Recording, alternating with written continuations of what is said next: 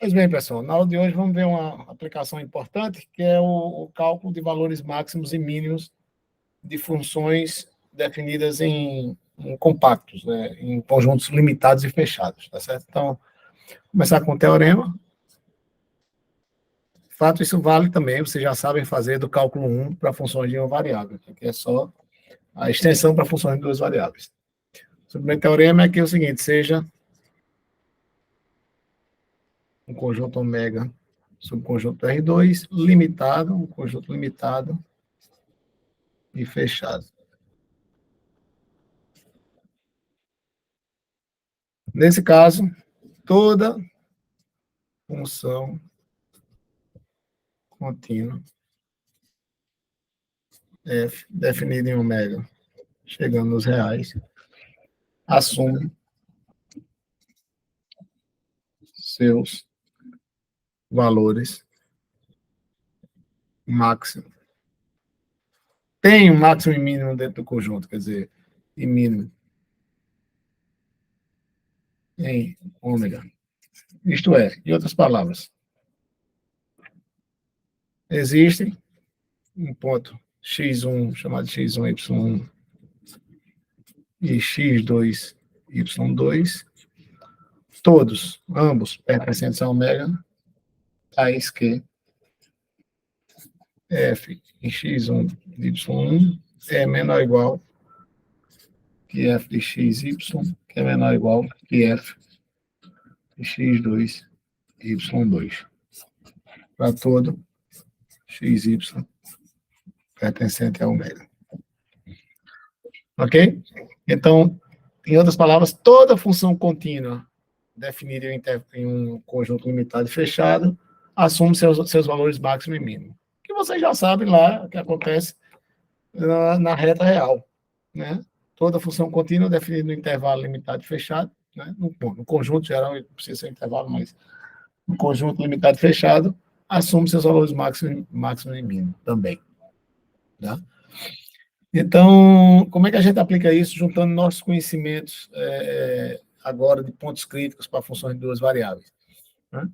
Se a gente quer achar os valores nos quais os valores máximo e mínimo que uma função assume, basta olhar quais são os pontos críticos que estão dentro do conjunto em questão, você está interessado, e depois verificar os valores da fronteira. O maior valor dentre esses todos da função vai ser o valor máximo, o menor valor, né, vai ser o valor mínimo. Certo? Vamos fazer um exemplo que eu quero mostrar aqui.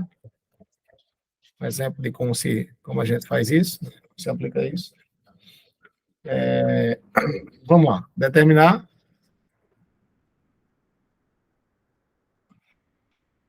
os valores máximo e mínimo globais, né, de f de x, y, globais em determinado conjunto, né? Eu vou escrever o conjunto agora, do menos 2xy mais 2y, no conjunto ômega igual são os pontos xy, tais que 0 menor ou igual que x. Isso é um retângulo, né? Esse retângulo, tá? O retângulo é esse aqui, né?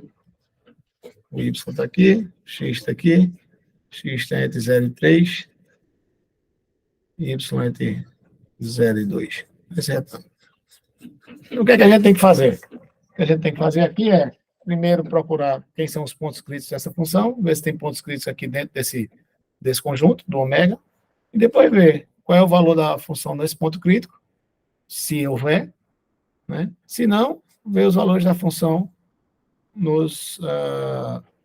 na fronteira, né?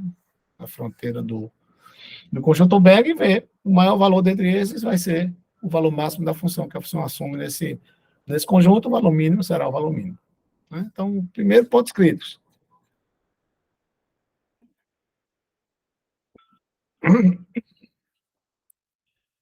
Ponto crítico aqui, bom, calcular a derivada parcial com respeito a x, derivada parcial com respeito a x é 2x menos 2y, derivada parcial com respeito a y é menos 2x mais 2.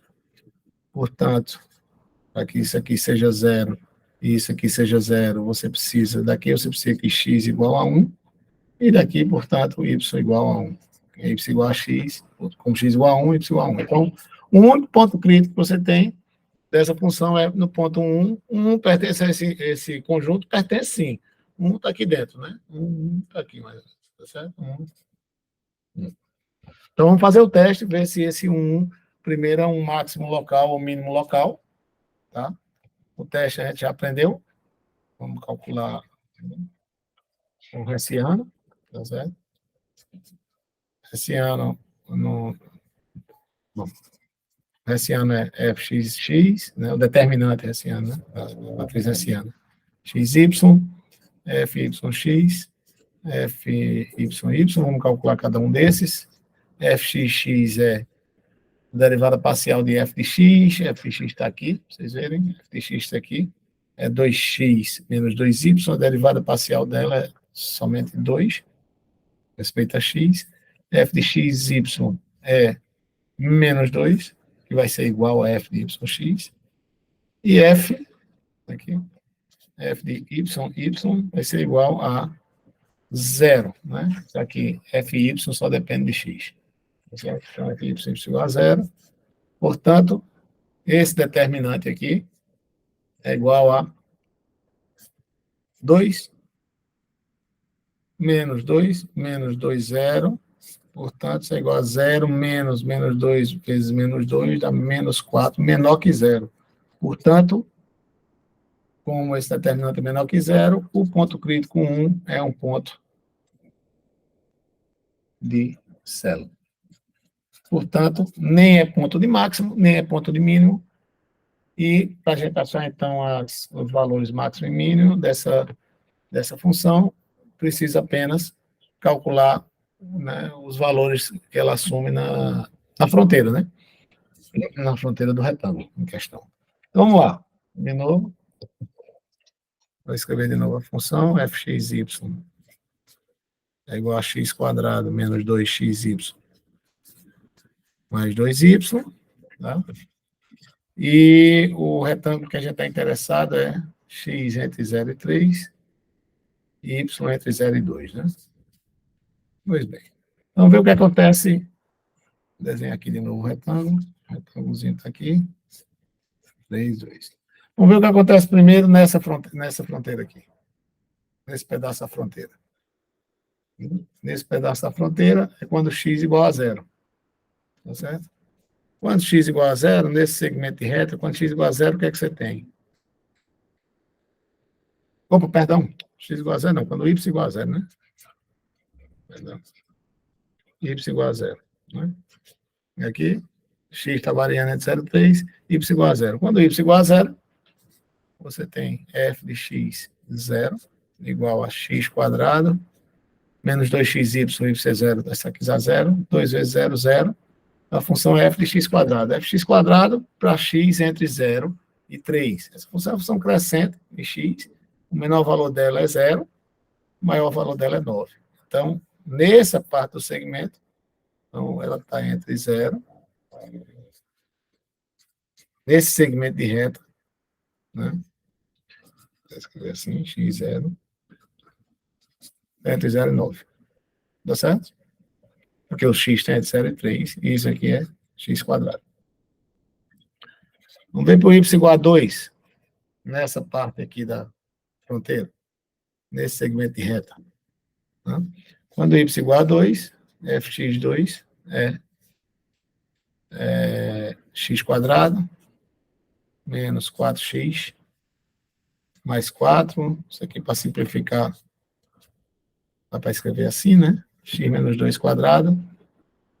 Então, você tem aqui nessa função, você tem um mínimo em x igual a 2, tá certo? E ela vai crescendo, e o maior valor dela, né? O menor valor dela para o x entre 0 e 3, o menor valor dela vai ser no x igual a 2, que é 0, né? E o maior valor vai ser quando x igual a 0, né? Que sai da menos 2 ao quadrado, que dá 4. Ok? Nessa parte da fronteira, nessa parte agora x igual a 0, nesse segmento. Segmento é x igual a 0, y entre 0 e 2. Você tem f de 0 y é igual a, substitui x igual a 0 aqui, você obtém 0 menos 0 mais 2y. Função simples, crescente com respeito a y. Quando y está entre 0 e 2, o menor valor dela é 0, o maior valor dela é 4. Então, é quando y for igual a 2. Menor ou igual que 4. Tá? E, finalmente, nessa parte da fronteira, quando x igual a 3, f de 3